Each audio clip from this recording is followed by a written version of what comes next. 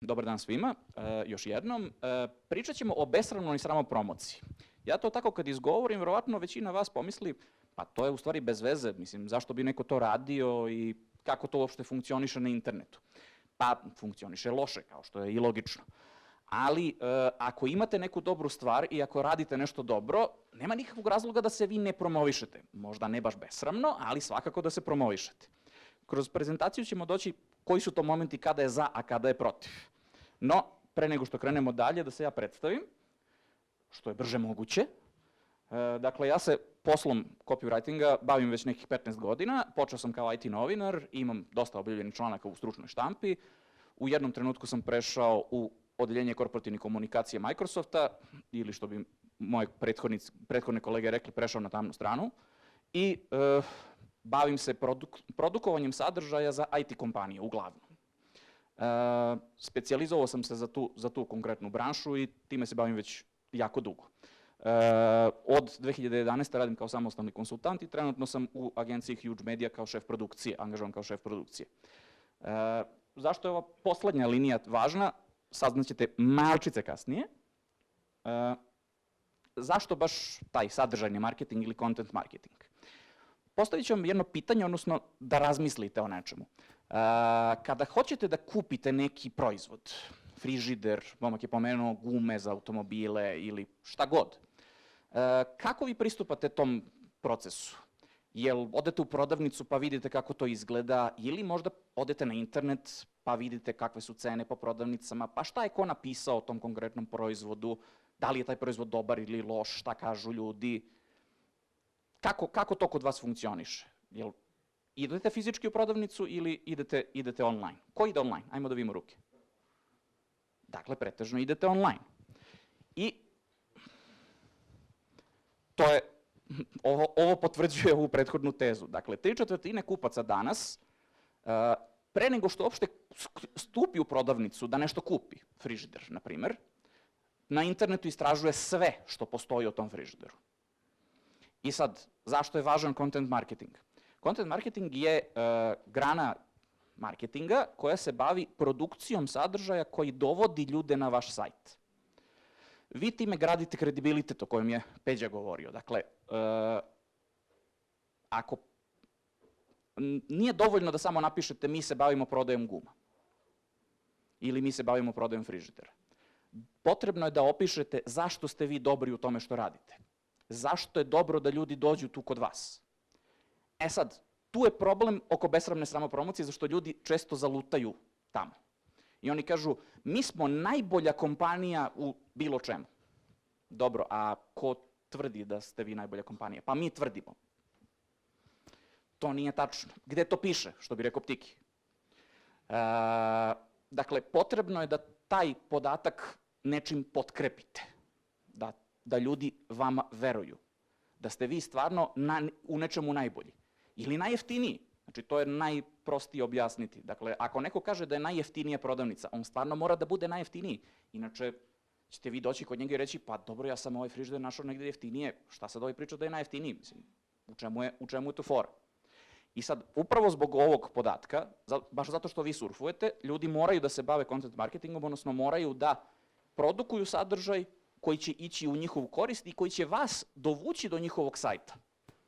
Jer ako vi imate prodavnicu frižidera u Jagodini, kako će ljudi da saznaju da treba baš da dođu da kupe kod vas, a umesto da odu u Tehnomaniju u Beograd ili u Niš ili gde god? Pa ako vas budu tražili na internetu i ne budu vas našli, neće vas naći. Ako ste u nekoj sporednoj ulici, oni neće znati da vi postojite uopšte. Dakle, morate da imate sistem, odnosno strategiju sadržajnog marketinga koja će dovlačiti ljude, odnosno dovlačiti Google, koji će dovlačiti ljude kod vas na sajt. Neophodno je uspostaviti taj odnos poverenja. Dakle, ako vi stojite iza onoga što tvrdite na svom sajtu i ljudi su u stanju da, koristeći internet, to potvrde, dakle da oni znaju da ste vi najjeftiniji, najefikasniji, najbolji ili šta god, vi ste uspostavili odnos poverenja sa njima. I vaš sistem, odnosno vaš proizvod, će sigurno funkcionisati bolje, odnosno prodavat će se bolje, jer na kraju dana to je rezultat kojem vi težite, da prodate nešto. Da prodate sebe kao ponuđača usluga ili da prodate neki proizvod koji proizvodite, šta god to bilo. Kvalitetan sadržaj, to su neka istraživanja koje su rađena na zapadu, ali sve više važe i kod nas. Kako kod nas internet sve više ljudi koriste da bi nešto kupili ili nešto pronašli, tako i ovaj podatak postaje sve tačniji. Dakle, prodajni ciklus. Od momenta kad vi pomislite da hoćete nešto da kupite, do momenta kad vi to zapravo i kupite i donesete kući, to se zove prodajni ciklus. Ovo može da pomogne da se taj ciklus skrati. Vama kao prodavcu to može da bude značajno. Koje su to sve forme kvalitetnog i korisnog sadržaja koje vi možete produkovati u skladu sa strategijom sadržajnog marketinga koju ste izradili? Blog postovi, studije slučaja, video, Laza je već govorio o tome. Ja sad idem što je brže moguće. Ups, ne toliko brzo. Studije slučaja su namerno podebljane. Šta su studije slučaja? To su priče koje vi pravite o vašim klijentima, o ljudima koji su kupili vaš proizvod i njime su zadovoljni. Zašto je to važno? Pa važno je zbog ovoga. 9 od 10 kupaca u Velikoj Britaniji veruje recenzijama koje pronađu na internetu. Veruje tome šta su pročitali o vašem proizvodu ili vašoj usluzi od nekog drugog. Ne veruju vama. Dakle, vi možete da se bavite besramnom samopromocijom, ali vam to neće uspeti. Morate da se bavite promocijom na mudar, pametan način. Studije slučaja su jedan od načina. Kako izgleda jedna studija slučaja? Kao kad ste imali u srednjoj školi sastav, imate uvod, razradu i zaključak. Pa ovde je vrlo slično. Imate situaciju u kojoj se neko nalazi.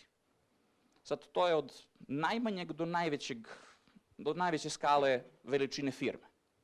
Da banalizujem.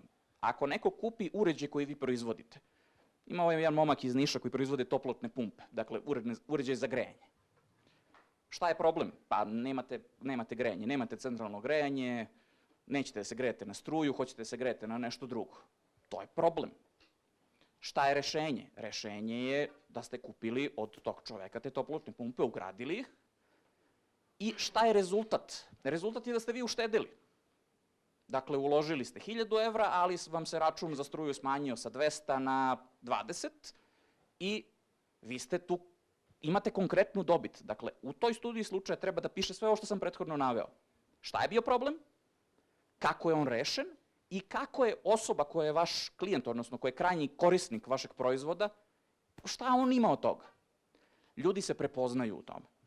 Dakle, bilo ko ima sličan problem će videti taj tekst kod vas na sajtu u formi studije slučaja i reći će, aha, pa ja imam taj isti problem, ja mogu da ga rešim na ovaj isti način. A vidi ovi ljudi kako su se iscimali i pomogli svom čoveku, baš su okej. Ako nemate tu priču, ako ste vi napisali na vašem sajtu da ste vi najbolji proizvođač najjeftinijih toplotnih pumpi, će vam neko verovati? Pa neće. Jer nema način da utvrdi da je to zaista tačno. On se time ne bavi.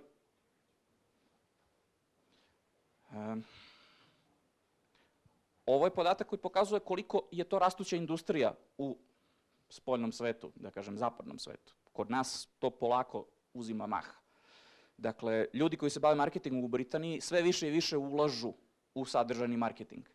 Jer je to jedini način da privuku kupce. Zašto vam to kažem da je to jedini način?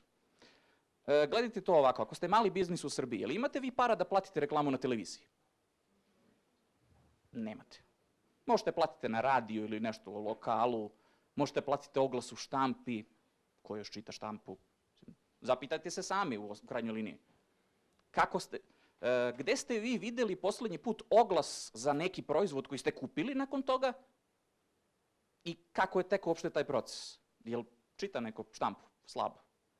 50% ljudi u Srbiji ima internet i zdušno ga koristi. Mi smo jedna od zemalja u regionu sa najvećom upotrebom, praktičnom upotrebom interneta. U redu. Dakle, ovo jeste efektivna marketinška taktika. Dakle, pravljenje sadržaja. Evo, ja sam pomenuo studije slučaja, pomenut ću istraživanja. To je recimo metod kojim ljudi koji se bave marketingom privlače posetioce na svoj sajt. Ako ste stručnjak za marketing ili marketinška agencija, ako ste uradili neko istraživanje, postavit ćete ga na vaš sajt, besplatno, da ga ljudi preuzmu i da kažu, aha, ovi ljudi nisu šarlatani, oni se stvarno bave tim marketingom. Evo konkretna priča kako su nešto uradili, kako su nešto pobedili, kako su pobedili neki izazov, kako su pomogli klijentu. Klijent je nakon toga zaradio 100 miliona maraka. Dakle, ovi ljudi nisu prevaranti. Konkretan slučaj, vezan za studiju slučaja, jeste priča o kompaniji Saga iz Beograda, velikoj IT firmi našoj, koja je 2005. Dakle, stari je primer, ali je vrlo indikativan. Prošlo je 10 godina, ali su stvari nisu puno promenile. Oni su uradili jedno softversko rešenje za asocijaciju banaka Srbije. I to je bilo nešto što do tada u svetu niko nikada nije uradio na tom konkretnom Microsoftovom proizvodu, koji se zove Bistok server. Zahvaljujući tom rešenju, vi kada nešto platite u banci, onda to ode nekom drugom ili drugoj banci. Dakle, da možete da shvatite koliko je to rešenje važno i komplikovano. Pošto je to bilo prvo takvo rešenje na celom svetu, kompanija Microsoft je poslala producenta iz Amerike da dođe u Srbiju da snimi video o tom konkretnom proizvodu. Išli su u asocijaciju banaka, ja sam tada bio mali od palube u ITV produkciji i bio sam deo tog projekta, tako da znam kako je to teklo. Snimili su sve ljude, vrlo je bilo bitno da niko iz Microsofta tu ne govori. Da niko ne dođe da kaže, naš proizvod, to najbolji proizvod koji postoji na svetu. Ko će da mu veruje? Niko. Ali kad dođe predsednik asocijacije banaka i kaže, prethodno rešenje je omogućavalo clearing čekova i tekućih računa u roku od 3 dana. Sad se sve dešava u roku od 2 sata. Dakle, postoji konkretna, opipljiva stvar koju je on time pokazao.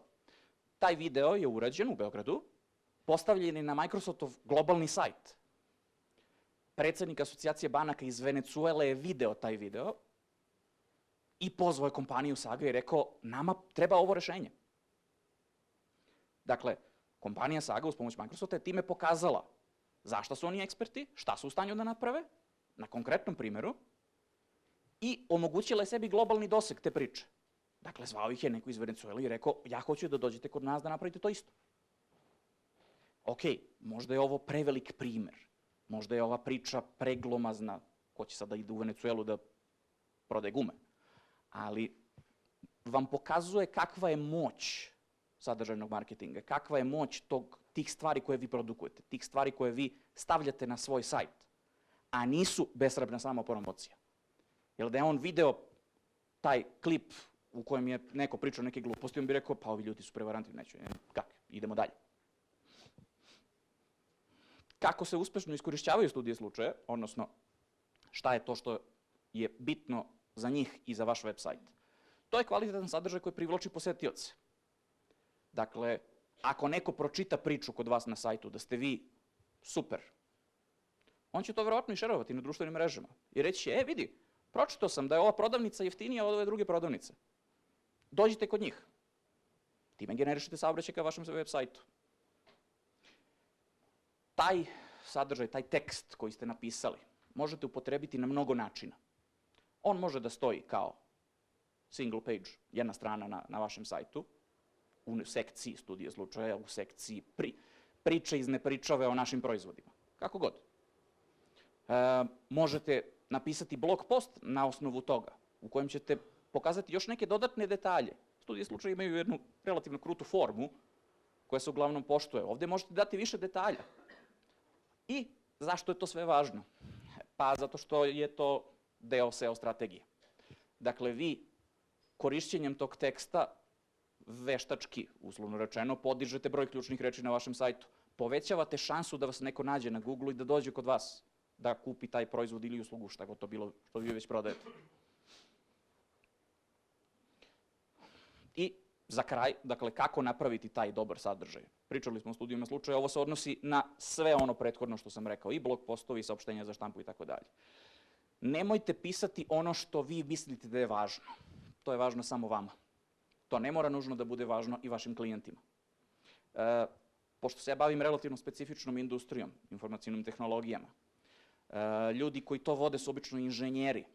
Njima su bitne neke tehničke začkoljice koji drugi ljudi ne razumeju.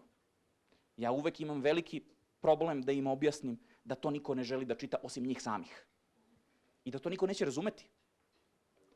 Dakle, morate pisati onako kako publika čita, onako kako ljudi očekuju da nađu informacije kod vas na sajtu. Pustite druge da pričaju o vama.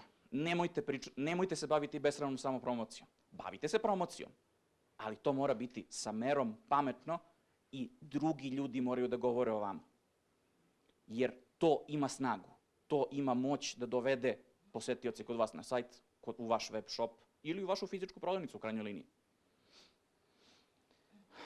Naravno, Laza je o tome govorio, dakle, tekst je super, njega indeksira Google, ali bolje je imati sliku, bolje je imati infografik. Zašto je važan infografik? Na jednoj fotografiji ćete prikazati gomilu korisnih informacija. Plus, ako imate dobrog dizajnera, kao što je recimo Ivan Ćosić, on će napraviti da to bude i zabavno i lepo. Ljudi će... Naravno. Ja spremim sadržaj, ti dizajniraš, nacrtaš cvetiće i ljudi to šeruju.